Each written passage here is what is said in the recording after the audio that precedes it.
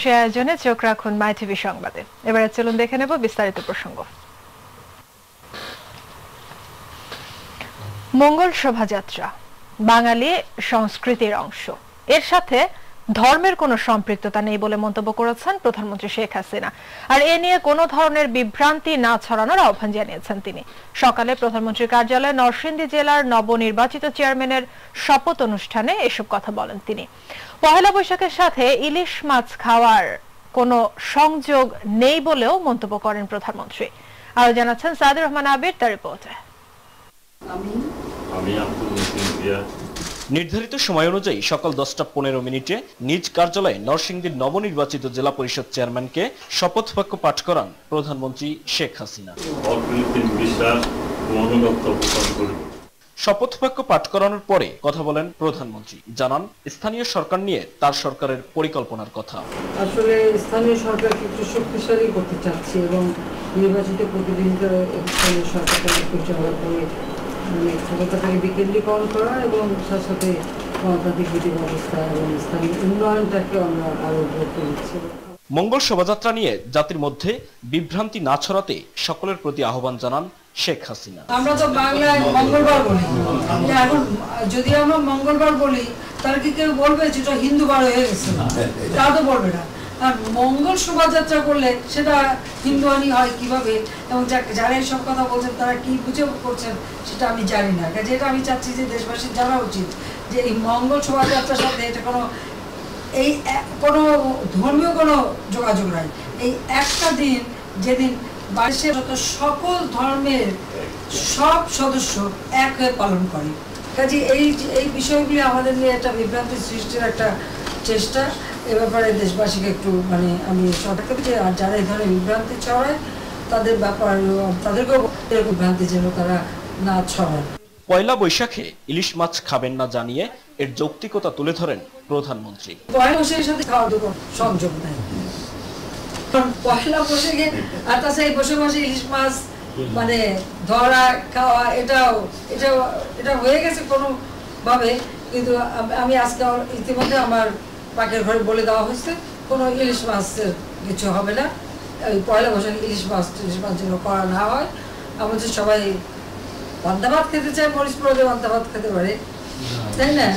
ডিম ভাজাতে ভর্তা টর্তা দিয়ে খেতে পারে, শুটকি ভর্তা দিয়ে খেতে পারে। আমি বলবো যে ওই সময় যে ইলিশ মাছ খেতেই হবে এই চিন্তাটা কেউ না করে, তাহলে আমার ইলিশ মাছের দামও বাড়ছে, ঝাপটা ধরা, নানা রকম সমস্যা দেখা দিচ্ছে। সকলকে একসাথে সুষ্ঠু পরিবেশে নববর্ষ উদযাপনের আহ্বান জানান প্রধানমন্ত্রী শেখ হাসিনা। আমরা নববর্ষটা এটা হলো বাংলা নববর্ষ, এর সাথে কোনো ধর্মীয় ব্যাপার নাই। সাইদুর রহমান আবির, মাই টিভি। একসময় পয়লা বৈশাখে উচ্চবিত্তের খাদ্য তালিকায় ছিল খই মুড়ি চিরা, আর দরিদ্রদের রোজকার খাবার ছিল পান্তার সাথে পেঁয়াজ আর শুকনো মরিচ। এর বাইরে বৈশাখের ঐতিহ্যের সাথে পান্তা ইলিশের কোনো ইতিহাস খুঁজে পাওয়া যায় না। তাহলে কোথা থেকে এলো এই সংস্কৃতি? সে প্রশ্নেরই উত্তর তুলে ধরছেন আবু সাইদ অপু, চিত্রগ্রহণ করেছেন খোকন চৌধুরী। বাংলা সনগণনা শুরুটা ছিল মোগল সম্রাট আকবরের হাত ধরে। প্রাচীন বাংলার কৃষি নির্ভর অর্থনীতিকে এগিয়ে নেয় ছিল এর প্রধান কারণ। বৈশাখের প্রথম দিনেই ধনী গৃহস্থ বাড়ির খাবারের তালিকায় ছিল হরেক রকম মাছ। অতিথি আপ্যায়নে ছিল খইমুড়ি, পিঠা আর দই লুচির মতো খাবার, আর দরিদ্র কৃষকের পাতে নেহাত পান্তা, পেঁয়াজ আর মরিচ। কিন্তু লোকসংস্কৃতির ইতিহাসে বর্ষবরণের সাথে পান্তা ইলিশের কোনো হদিশ মেলে না। তাহলে কোথা থেকে এলো এই সংস্কৃতি, তার খানিকটা ব্যাখ্যা তুলে ধরেন ঢাকা বিশ্ববিদ্যালয়ের সংস্কৃত বিভাগের চেয়ারম্যান চন্দনা রানী বিশ্বাস। ইলিশ পান্তা এটা নাগরিক একটা সংস্কৃতি এসে গেছে। এখন আপনি যদি বাংলায় বৈশাখী মেলায় যান, সেখানে আপনার বিভিন্ন বাতাসা থেকে শুরু করে যে বাঙালি যে খাবার, সেই খাবারগুলো, সেই লুচি, সেই ডাল, সেই ওই ধরনের খাবার হয়, কিংবা পায়েস। আমার মনে হয় পান্তা ইলিশের সংস্কৃতিটার উদ্ভব হয়েছে এই নগর জীবন থেকেই। গ্রামীণ জীবনে এখনো প্রবেশ করেনি, কিন্তু প্রবেশের অপেক্ষায়। তা আমি মনে করি এটা গ্রামীণ জীবনে, গ্রাম বাংলায় এই সংস্কৃতি না পৌঁছানোই ভালো, কারণ পান্তা ইলিশ মূলত এটা বাঙালি সংস্কৃতি না। সাম্প্রতিক ইতিহাস বলছে পান্তা ইলিশের রেওয়াজ শুরু হয় 90-এর দশক থেকে। তবে এটি গ্রামীণ সংস্কৃতি নয়, বরং শহুরের সভ্যতার ভিন্ন রূপ বলে মনে করেন ঢাকা বিশ্ববিদ্যালয়ের বাংলা বিভাগের চেয়ারম্যান বেগম আক্তার কামাল। নববর্ষের দিন যে ইলিশ মাছ খাওয়া হয় পান্তা ভাত সহ এবং গামছা বাঁধা হয় মাথায়, এটি আমাদের উৎসবের অঙ্গ নয়, এটি দৈনন্দিন জীবনের একটা ব্যবহার্য জিনিস। আর সারাদিন যে সমস্ত এই এলাকাটা আছে সে এলাকায় মানুষজন আসে আনন্দ করতে এবং তারা শুধু ঘুরে বেড়ায় এবং হাঁটে, কারণ তাদের বিকল্প কিছু নেই ব্যবস্থা। সেই সময় কিছু মেলা করা যেতে পারে, কবি গান করা যেতে পারে, যাত্রাপালা করা যেতে পারে, আরও কোনো নাট্যানুষ্ঠান করা যেতে পারে। নগর এবং গ্রাম এই দুটার সংস্কৃতি মিলিয়ে যেটাকে আমি বলি নগর লৌকিক সংস্কৃতি, সেই সংস্কৃতির একটা নতুন বিষয় কিন্তু যুক্ত করতে পারি আমরা। গত কয়েক বছর ধরে বৈশাখে ইলিশ নিয়ে রাজধানীতে শুরু হয়েছে অসুস্থ প্রতিযোগিতা। শুধু এই সময়টুকু ইলিশের দাম থাকে আকাশ ছোঁয়া। বিষয়টিকে সমাজের অন্তঃসার শূন্যতা বলে মনে করেন বিশেষজ্ঞরা। আবু সেদপু, মাই টিভি। জঙ্গি নেতা মুফতি হান্নান এবং তার সহযোগী শরীফের ফাঁসি কার্যকরকে কেন্দ্র করে সন্ধ্যার পর গাজীপুরের কাশিমপুর কারাগারে প্রবেশ করেছেন IG prison brigadier general Syed Iftekhar Uddin. বিকেলে কারাগারে প্রবেশ করেন ডিআইজি প্রিজন তৌহিদুল ইসলাম। নেওয়া হয়েছে দুটো অ্যাম্বুলেন্সও। আর আইন শৃঙ্খলা সার্বিক অবস্থা ঘুরে দেখেছেন গাজীপুরের পুলিশ সুপার হারুনুর রশিদ। কারাগারের প্রবেশ পথে মোতায়েন করা হয়েছে বিপুল সংখ্যক আইন শৃঙ্খলা বাহিনীর সদস্য। আর এর আগে সকালে মুফতি হান্নানের সঙ্গে দেখা করেছেন তার স্বজনরা। জেলখানার আশপাশের এলাকা প্রচুর পরিমাণে পুলিশ মোতায়েন করেছি। সাদা পোশাকে পুলিশ কাজ করছে, পোড়া পোশাকে কাজ করছে, এবং আমাদের একটি উদ্দেশ্য শুধুমাত্র জেলখানা কেন্দ্রিক না, জেলখানার আশপাশ কোনাবাড়ি, কাশিমপুর অথবা গাজীপুরে কোথাও যেন কোনো ধরনের অপতৎপরতা লক্ষ্য করা না যায়। তারা যেখানেই তাদের যাবে সে লাশটা আমরাই তাদেরকে ওইখানে পৌঁছে দিয়ে আসবো। সেটা আমাদের সেদিকটা আমরা প্রিপারেশন রেখেছি। আর এদিকে স্বরাষ্ট্রমন্ত্রী আসাদুজ্জামান খান কামাল জানিয়েছেন যে কোনো সময়ে মুফতি হান্নানের ফাঁসি কার্যকর করা হবে। সচিবালয়ে জঙ্গি প্রতিরোধ কমিটির বৈঠক শেষে সাংবাদিকদের তিনি কথা জানান।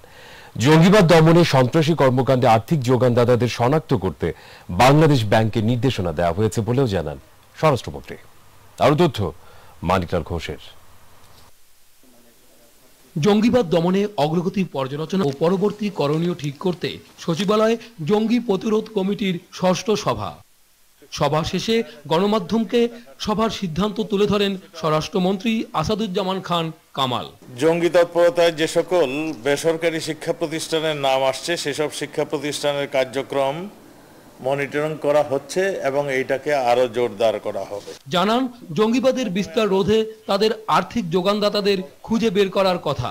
জঙ্গিদের অস্ত্র এবং অর্থের উৎস বন্ধের জন্য ব্যাংক সমূহে সন্দেহভাজন অ্যাকাউন্ট এবং এই ট্রানজাকশন এর বিস্তারিত তথ্য নেওয়ার জন্য আমরা বাংলাদেশ ব্যাংকের যিনি আসছিলেন তাকে আমরা বলেছি এবং আগামীতে তিনি সমস্ত ধরনের এই ধরনের সন্দেহজনক ট্রানজাকশন কিংবা জমা যেটাই হোক যদি আসে সেগুলো জানাবে, আমাদের গোয়েন্দারা সেই বিষয়ে কাজ করবে।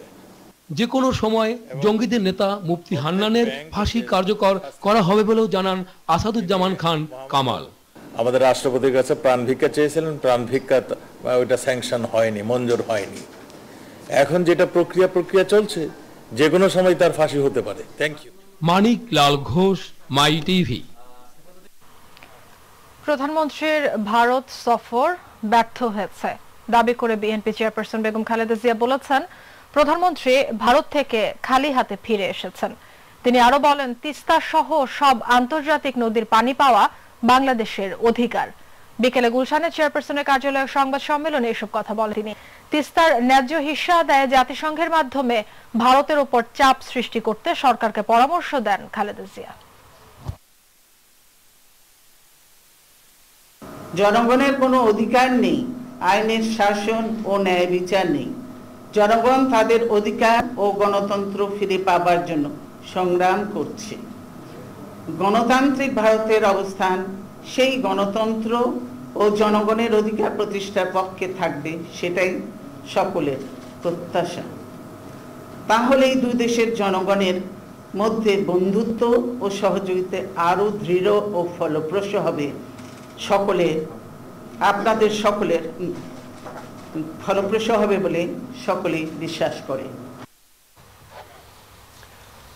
পয়লা বৈশাখ সহ অন্যান্য উৎসবে ছাড় দিলেও বড় উৎসবে ঈদে বড় কোনো ছাড়ের সুযোগ আসে না ব্যাংকগুলোর ক্রেডিট কার্ড ক্যাশব্যাকে। এর জন্য ব্যবসায়ীদের অনাগ্রহকে দুষলেন ব্যাংকাররা। আর বিক্রেতারা বলছেন সারা বছর ছাড় দিতে গিয়ে ঈদকে আলাদাভাবে দেখার সুযোগ থাকে না তাদের। ক্রেতারা মনে করেন ঈদের শপিং এ আরো বড় ছাড় থাকা উচিত। প্রতিবেদন শারমিন আজাদের। বেসরকারি ব্যাংকগুলোর ক্রেডিট ও ডেবিট কার্ডে পহেলা বৈশাখে আছে নানা ছাড়ের আয়োজন। 100টি ব্যবসা প্রতিষ্ঠানের সাথে কোনো না কোনো ভাবে ক্যাশব্যাকের সুযোগ দিচ্ছে বিভিন্ন ব্যাংকের ক্রেডিট কার্ডগুলো। বিভিন্ন আউটলেটে 10% থেকে 70% পর্যন্ত ছাড় রয়েছে।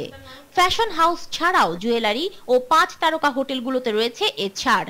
থাকে বাই ওয়ান গেট ওয়ান এর সুযোগও। যারা এই ধরনের রিটেল হাউস ওনার তারা দেখে যে ফেস্টিভ্যালগুলোতে তাদের সেল ভলিউমটা কিরকম হবে, কোন কার্ডটাকে সে প্রিফারেন্স দিলে তার কার সেল ভলিউমটা হবে সেটার উপর বেস করে হয় আর কি। ঈদ তো আমাদের একটা উৎসব, সেই উৎসবকে কেন্দ্র করে আমাদের ছাড়ের পরিমাণ আমার সব ক্ষেত্রে আরেকটু বেশি হবে, কম হবে না। ক্রেতারাও এসব ছাড়ে বেশ আগ্রহী। তবে ঈদের মতো বড় উৎসবে আরো ডিসকাউন্টের সুযোগ আশা করেন তারা। বেসিক্যালি আজকাল যে ক্রেডিট কার্ডের ফ্যাসিলিটিগুলো ভীষণ চমৎকার, বিকজ যে কোনো জায়গায় যাই আমরা ভালো একটা ডিসকাউন্ট পাচ্ছি। প্রত্যেকটা জিনিসের ডাবল দাম, ছাড়ের দিনের দাম কম আসবে, বাধ্য হয়ে সেদিন কিনবো। এখন খালি যেটা একেবারে ইমার্জেন্সি তাই কিনছি আমি। ডাচ বাংলা মোবাইল ব্যাংকিং এরও ডিসকাউন্টটা থাকে। ইস্টার্ন ব্যাংক আছে, এখানে 5% ক্যাশব্যাক আছে, প্লাস বিকাশ আছে, এখানে 10% ক্যাশব্যাক আছে। বিজয় দিবস, 21শে ফেব্রুয়ারি, পহেলা বৈশাখ কিংবা ভ্যালেন্টাইন ডের মতো অনেক উৎসব এখন বাঙালির জীবনে। তবে এসবের ভিড়ে ঈদ কিংবা পুজোয় বড় কোনো আকর্ষণ রাখতে পারে না দোকানগুলো। উৎসব সারা বছরই দিতে হয়, এই ভ্যালেন্টাইন ডে উপলক্ষে যাচ্ছে, পয়লা বৈশাখ উপলক্ষে যাচ্ছে, এরকম অকেশন বাড়াতে আপনার এভারেজে কিন্তু বেশি চলে যাচ্ছে। ঈদে তেমন কিছু আর এক্সট্রা প্রয়োজন পড়ে না।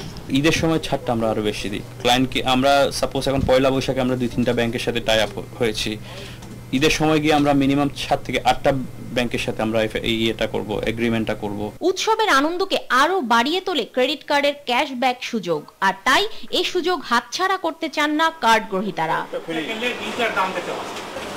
শারমিন আজাদ, মাই টিভি। এই সাথে সময় আছে বিরতিতে যাবার।